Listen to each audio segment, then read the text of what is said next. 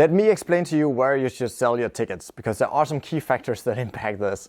First of all, you need to consider the size of the event, if you have your own brand, and also if this is a one-off event or if you have multiple events that you want to sell tickets for. So let's say you represent a brand here. You have a concert venue, or you're a sports club or a museum or something like that, where you consistently want to sell tickets.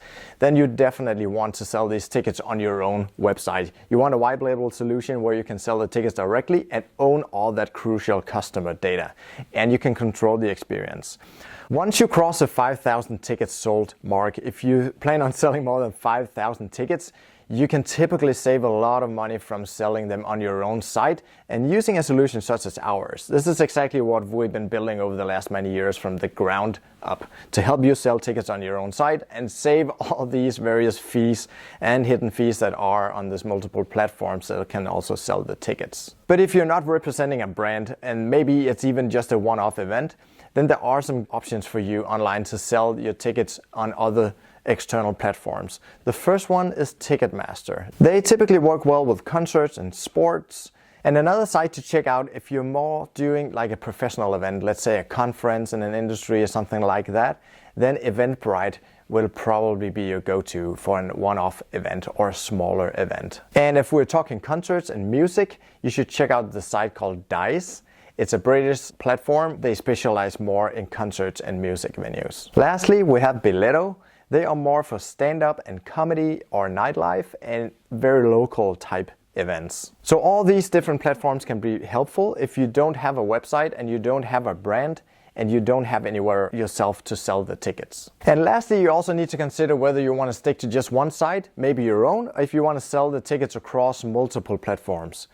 There are some issues with this that you need to be aware of, but mostly you need to think about how many tickets you want to sell. If you do have a lot of seats to fill and you can sell out as many tickets as you want to, and you're not too worried about different types of tickets and different zones being sold out first at the venue or whatever, then it can make sense to sell your tickets and sort of broaden the exposure by using multiple platforms. But otherwise, you should probably stick to one platform, because there can be issues with synchronization between the data. Once you shut down the sale, it might take a little while before they actually stop selling on the website, and also before you get the data back of how many each platform has sold, and you get that into your system to control that.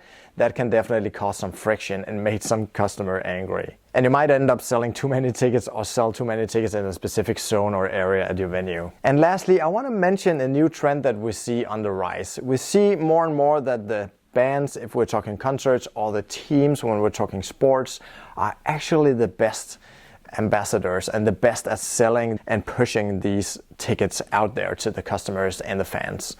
So you really want a good collaboration with the bands or the sport teams, because this is really where the tickets are getting pushed and sold today, with the social media platforms and the reach that they have. And of course, you're always welcome to talk to us. We'd be happy to talk to you about how we can help you sell tickets directly on your site so you can create a better customer experience and save a lot of money on fees.